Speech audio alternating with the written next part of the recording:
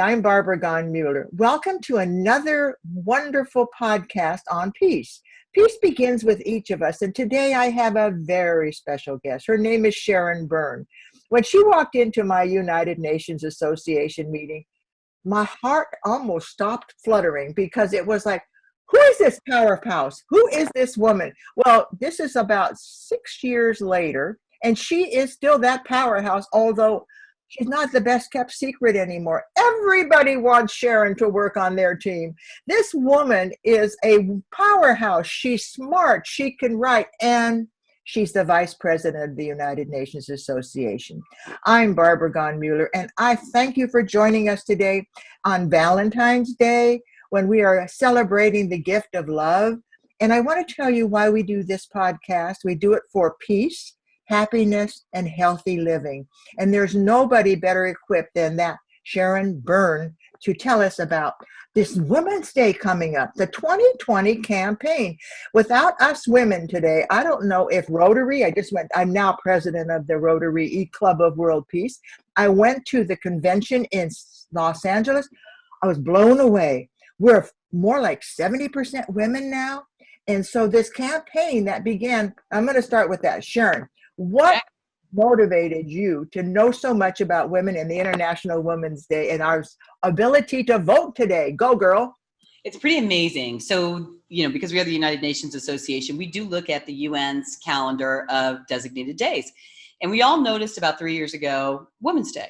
And we were like, hey, that's kind of interesting. The Women's March really took the nation by storm in January of 2017. And it's the first time we'd seen women on their feet like that around the world. It was a multi-million woman march around the world. So that's very impressive. Well, it turns out it's not new. It's not a new thing in the world. That about 100 some odd years ago, women were agitating for the right to vote. And you would think this would have been a slam dunk, but who did they have to agitate for? All the men who were in power who didn't want to give it to them. At that time in the world, in the 1890s and so on, it was just unheard of that women would vote, and it was unheard of that women would ever serve in office. In fact, there are a couple of really good films that have come out recently about this, and they are worth watching. One is Suffragette, and it is the British women's struggle in 1919 to get the vote. American women got it first. British women would not get it till a year later. French women not till after World War II. We keep thinking that it's been forever that we've had this right, but this is not true. Saudi women got it in 2014. This is very, it's not a done deal, right?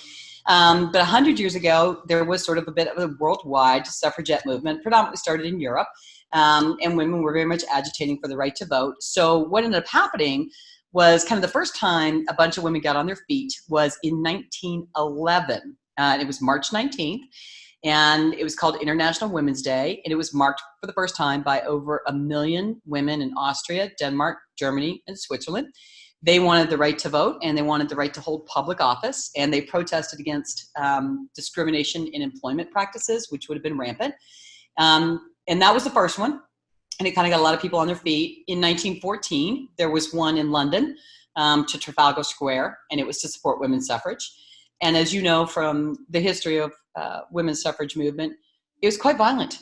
Women were very forcibly oppressed. A second series that has come out very recently, it's a French series called Le Jeté de Bazaar, and it's about a terrible fire that broke out in 1897 at a women's charity bazaar in Paris. And 200 women and children inside perished in this fire. It spread so fast. All the men that were at the bazaar somehow made it out safely. And as the film unrolls, as the series unrolls, what you discover is how women were agitating for liberté, égalité, fraternité, right? That is the French model that is based on the U.S. Constitution. It's liberty and sort of equality and brotherhood. And women really wanted the equality part to be fulfilled for women in France. So when this news story broke out and some of the women inside that survived talked about this, the men had shoved all the women into the fire to save themselves. And this sort of got a lot of women really upset and on their feet. So all this is happening around the women's suffragette movement, right? There's this sort of rising tide of violence. There's this women on their feet. And then the world changed. On March 8th in 1917, women textile workers in Russia just had enough They called it the Bread and Roses March. They were tired of suffering. The men were gone in World War I. The losses were staggering. People were starving. There was no bread. People took to the streets. And the women were the ones that got up and agitated. And a bunch of people around them realized there was a ton of energy here that got unleashed, because when women get mad, there's a lot of energy that goes with that. It gets unleashed. Just ask Mother Nature in a disaster how much energy gets unleashed when a female presence gets mad. So the Bolsheviks seized on the momentum that the women had created, and they overthrew the Tsar and created the Soviet Union. So I think the moral of this story is when women get on their feet and get mad, the world absolutely can change. So it stayed quiet for a little while, and then it happened again on the eve of the Spanish Civil War in Madrid in 1936. Women started agitating. They were very upset, and the very next day, the Spanish Civil War broke out. So I think the UN, sort of in its wisdom, having been formed 75 years ago, thought, we've seen historically when women get mad, things happen. And as we know, Eleanor Roosevelt drafted the Bill of Human Rights. So they designated March 8th, which is when a lot of these marches had happened historically, as International Women's Day. And they did that in 1975. So this is kind of a bit late in the game, but they did. And what they use it for, and what the UN does it for, is what they want to do is they want to advance women's rights, voting rights, equality rights around the world. So it's really a day for us to take a time out and do that. But Women's Day doesn't always have a happy history. Some women began to agitate and march in Iran around March 4th, 2007, to host a Women's Day to get voting rights. And the police beat and arrested hundreds of people. So the work is not done, and that is why we have a Women's Day, is to bring women together. So here in Santa Barbara, we are very lucky. We have a really cool event coming up. We did this for the first time last year, and we were blown away by the response, right? You and I decided on a Monday, hey, Women's Day is on Friday, let's go do something. And we invited a bunch of women to have lunch with us at Pascucci's and hear about all the amazing advancements that women have made and learn the history of Women's Day. We are very lucky. We are served by two incredible state legislators, Hannah Beth Jackson and Monique Limon. They have been passing bills in the state of California that are writing women's history, basically is what they're doing. In some cases, we have more advanced rights than women in places like Sweden, who have been doing this a lot longer. So, for example, Hannah Beth passed a bill to make it so that any corporation in California must have women on its board. And there was a lot of anger about that bill, and why did you have to do that? And that really actually was the central question. Why did we have to do that? Because if we don't force them to put women on the board, and women are huge consumers in the United States and responsible for a lot of purchasing decisions in households, they don't put women on the board. There actually is a glass ceiling for board membership. So when she passed that bill, she got calls from foreign countries, and she got calls from other states saying, how did you do that? And so other people are going to do this bill. Monique passed a bill requiring that employers make accommodations for women who are breastfeeding in the workplace. Wow, 2019, and we have to tell employers, hey, you need to legitimize the business of women that only women have to do. We shouldn't be putting women in the closet and making them pretend that they're not women. We should actually be saying, you know what, you're a woman, you might have a child, you might have to breastfeed, we should make accommodation for that. And there's no reason not to do that. But again, we have to legislate it. So these two are doing amazing things. So what we're going to do this year, there is a wonderful Her Festival. We got so stormed last year by women coming to this lunch. It was such a great, uplifting experience. It was so amazing to meet all those incredible women just doing amazing things across the world. And we also met amazing women at our Peace Prize event doing incredible work in the world. So we want to repeat that experience. Pascucci's is here in Santa Barbara, wonderful restaurant, woman business owner. She's moved to 529 State Street. She just got a new location, and it's a great location. So we're going to gather our women. We're going to do it on March 1st this year, because California moved the primary up to March 3rd. So what we're going to do is we're going to gather a bunch of women and get them energized to exercise the right to vote, that so many women died for us to have that right. It was not a peaceful thing. As you said, Barbara, they didn't just wake up one day and just decide to give us the right to vote. We got beaten, we got, tortured, force-fed, all kinds of stuff. But we had to do that in order to get to the right to the vote. So it's 100 years since that's happened. The world takes a lot of work. It just doesn't happen.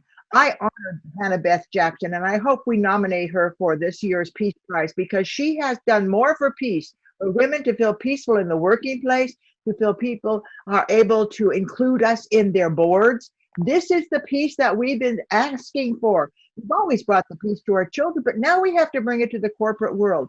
So March 8th is International Women's Day, and it's hashtag each for equal. But we're going to celebrate, as my dear Sharon just said, March 1st, which is a Sunday at Pascucci's. Following the luncheon at Pascucci's, what are we going to do? So we're going to meet at Pascucci's at noon, and we're going to have a wonderful 3-course lunch, and it's only $20, and you're going to meet some of the best women you've ever met. You're going to get a whole new sisterhood. And by the way, we were very happy to see men in the lunch last year, and we thank them for being men who support women. So the invitation is open. We want to see diversity in the room. We just want to see a really solid, good gathering of all kinds of great people. Wear white, because white is the color of the suffragettes. But probably about 1:40, we're going to leave Pascucci's, and we're going to march up State Street, and we're going to go to De La Guerra Plaza. We're going to gather with a whole crowd up there, and we are going to march to the courthouse in silence to honor the sacrifice of the women that got us the right to vote. And then we are all going to vote like maniacs on March 3rd. This is a big primary in California, right? So we are all going to actually, I don't care who you vote for, but you have to vote. That is the point, right? That we have to exercise our right to democracy. And then March 8th, the following weekend, there is a wonderful Her Festival in Gersh Park. So that's why we moved our event up, was to give Her Festival a chance to really bloom and, not have a competing event. But we also wanted to energize women going into the primary about their right to vote and making darn sure they exercise that right. Wow, you're listening to Sharon Byrne. Sharon Byrne is what I call a liberated woman, a woman of passion, and a woman who can make things happen. She's so popular in Santa Barbara now that I have to wait to even talk to her, but God bless her. The United Nations Association is so proud of Sharon because we are women who are working for a better world. We're bringing the peace, the happiness, and the healthy living to our towns and to the world. Now, I'm going to bifurcate just a second. The 75th anniversary of the United Nations is coming up. Now, we have the women's group that we're working with, and we're so proud of our women in Santa Barbara. I think we hold more offices in many communities with women in them, and thank God. But I also look forward to us having more positions worldwide at the United Nations. The 75th anniversary of the United Nations is this year, 2020.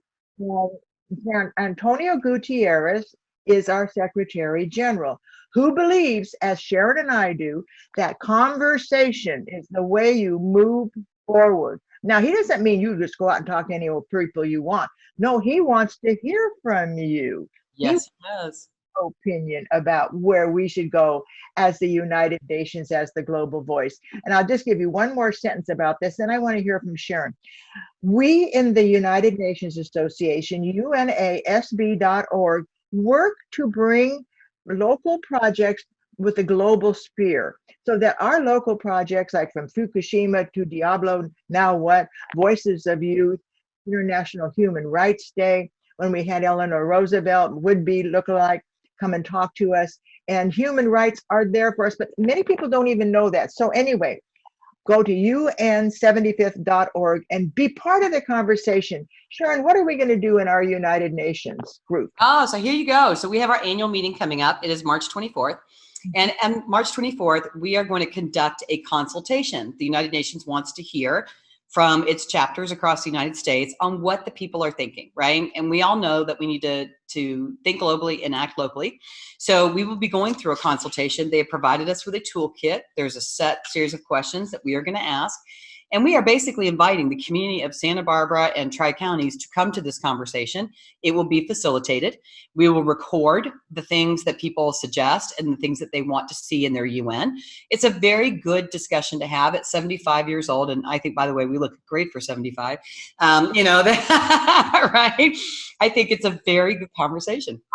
There came the United Nations, and my mother, I was so, born, so I didn't know that. But my parents and my grandfather were so in love with the United Nations. How about your parents?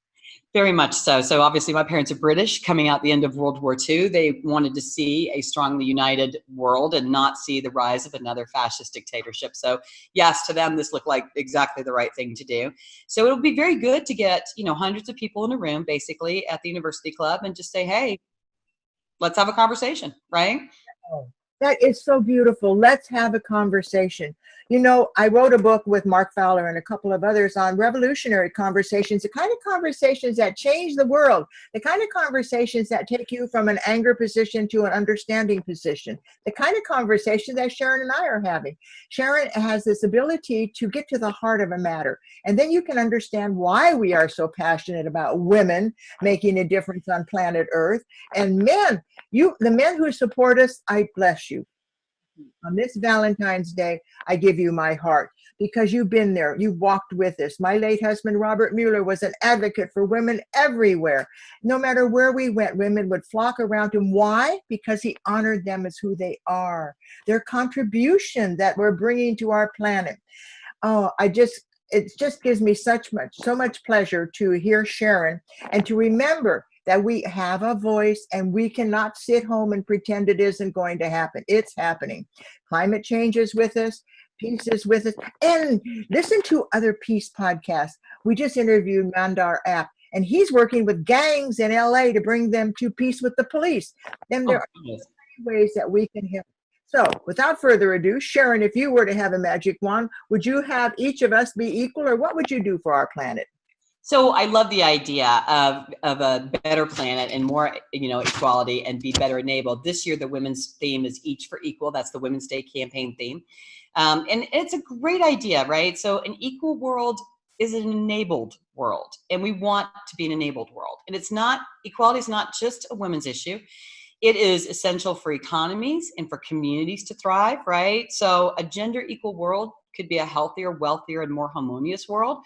So, and that's from the boardroom to the government to media coverage, right? To sports, more equality in health and wealth is only going to be better for the entire planet.